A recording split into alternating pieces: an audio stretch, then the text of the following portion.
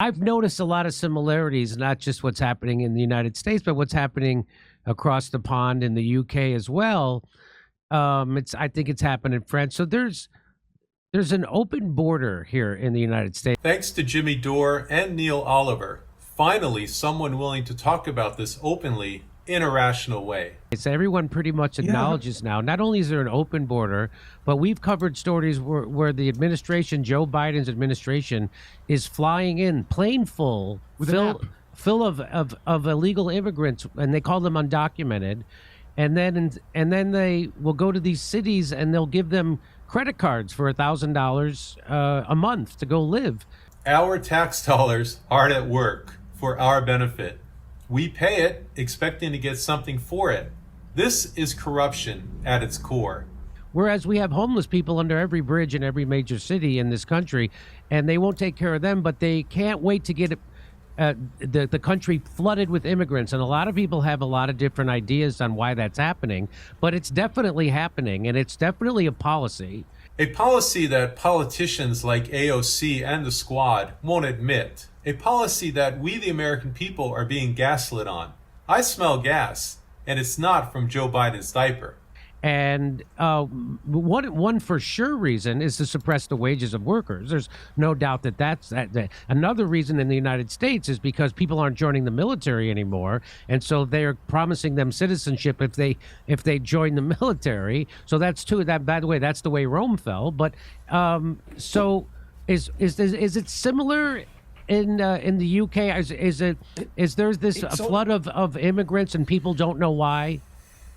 It's on a different scale and it's happening in a different way. I mean, yeah, I mean the fact that you've got, the Darien Gap shortly won't be a gap anymore. They're building a bridge there to complete the connection from Southern America through to, the USA and the way in which all the NGOs and the United Nations and they're all set up to move people en masse from south to north.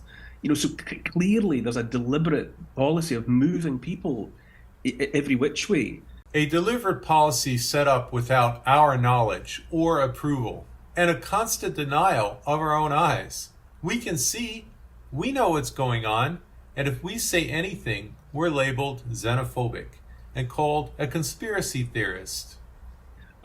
What's happening in the United Kingdom is that we've got the English Channel that had always been celebrated as a kind of a castle moat that kept out Napoleon and it kept out Hitler and everybody else, and now it's just a free for all, and the little boats come every day when the weather's good and they're picked up by the Royal National Lifeboat Institution, by Border Patrol, and they're brought into the southern ports, and then they're distributed out into the wider terrain, and they're given help, and they're given money, and they're given accommodation, and they're put up in hotels, and so on and so on. So it's analogous. It's not exactly the same, and also, I mean, the population of Britain has been more altered, I think, in the last 20 years, demographically than is comparable with any other country on earth. It's a massive demographic change has happened. The altering of Britain demographically is not paralleled, I don't think, anywhere else. Pound for pound, it's a smaller country with a smaller population, obviously, than the United States of America. Why that's happening? Because, I mean, if there was any intention to stop that flow of people, you would stop it tomorrow. You just stop it. It would be easily done, because that waterway has been being patrolled by the Navy and by others, for generations, for hundreds of years. Well, we could say the same about our own southern border. It could be stopped if we wanted to, but the people in charge of our government, they want it open for whatever nefarious reasons. And suddenly it's a free-for-all. Suddenly it's impossible. So clearly, the reason that the small boats and the mass migration is happening is because it's supposed to happen. It's not being stopped because no one wants to stop it, or no one with their hands on the levers of power want to stop it. And you've got these farcical things like Rishi Sunak announcing that he's going to fly the odd plane to Rwanda and move people at enormous cost per person to be relocated to Rwanda and all of the rest of it. And no one really thinks for a minute that any of that's actually going to happen. And so there's a lot of anger targeted towards the incomers. And you think, well, fair enough, because people are worried about their communities being utterly changed. They're worried about, the arrival of different heritage, different culture, different religion. You can understand the tensions that ensue. But the people that are arriving are pawns as well. They've had their reality messed up as well, and they're on the move. So, the message that you kind of want to get out there, or the thing you want to get out, is everyone should link elbows left and right with everyone that's standing either side of them, because the problem's above us. It's them up there, that centralizing force that's taking the piss out of us.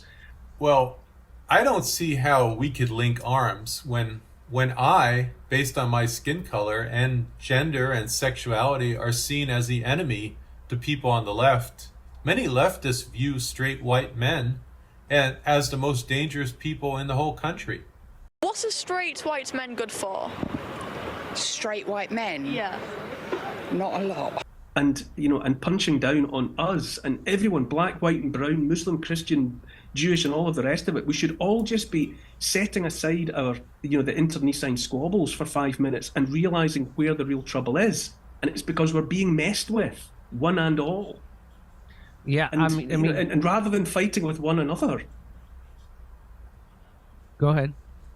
No, that's it's the extent. That's another aspect of the way in which we're being messed with and played with.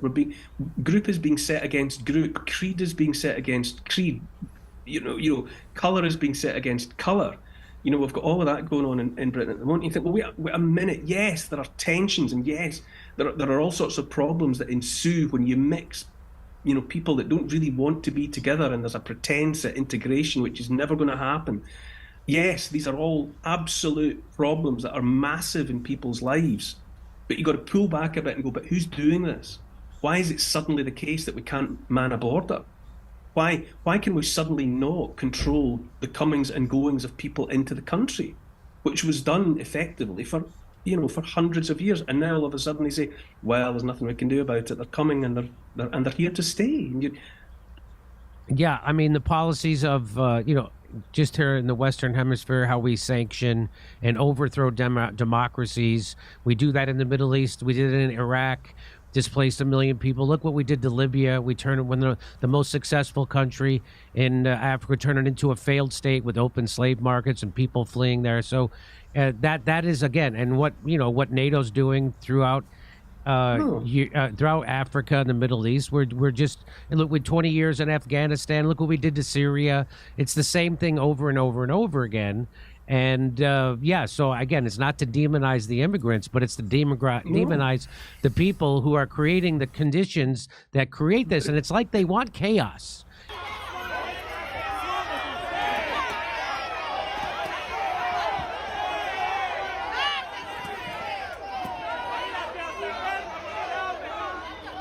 And I've always said, go ahead. The problem you've got, there's a brilliant book by Eric Hoffer called True Believer. I'm sure you're aware of it, read it, and the ways in which populations are destabilized over and over again. It's a playbook, and it works a treat. And one of the things that happens is that people are encouraged to think that everything that they hold dear is actually suboptimal, to put it mildly. That their national identity is questionable, that their history is shameful. They bring it closer to home and suggest that the things that your parents believe are contemptible. They deracinate people. They cut people away from their roots. People become anywheres. They're persuaded that they don't belong anywhere, and therefore they could be moved anywhere. And this is done by every mass movement, every ideology, fascism, communism, Nazism. They all do the same things. They make people feel worthless. They make them feel as if they come from somewhere worthless. We've got this fiasco at the moment where the Conservative Party, as part of its electioneering for the coming general election, is promising the return of national service. Right? It's promising that kids will go into either working voluntary in the community or going into the army or going into the military.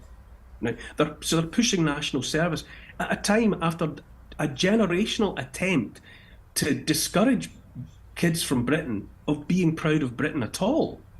The kids have been being told for a generation at least that Britain's history is only shameful, imperialist, colonial, and all of the rest of it. And so you say, serve which nation exactly? Because you've been telling these kids that are coming of age now, that their nation is shameful and that there are so many things that they should be ashamed of individually and collectively. Well, I can tell you it's not just Britain. That's the message in today's American classrooms. No more civic pride. Now it's shame for your privilege, for your history, for your skin color. And you look at what's happening to our veterans. I'm sure it's the same in the States. We've got veterans living on the streets, homeless, disregarded, post-traumatic stress disorder, and all of the rest of it. That's how they treat the full-time professional military in this country. And they're saying to kids, wouldn't it be great if you gave a year of your life to serving the military and be proud of your flag? We've got a situation at the moment where if you were to fly the Union Jack from a flagpole in your back garden, you're eminently likely to get a knock on your door, and it would be a policeman saying that the neighbours had reported you for a hate crime. I'm laughing, but I don't know what else to do. It's a hate crime to fly your own country's flag. How is this possible? Leave a comment below. If you want to see how women's private areas have been renamed front hole to be more inclusive, click here, and I'll see you over there.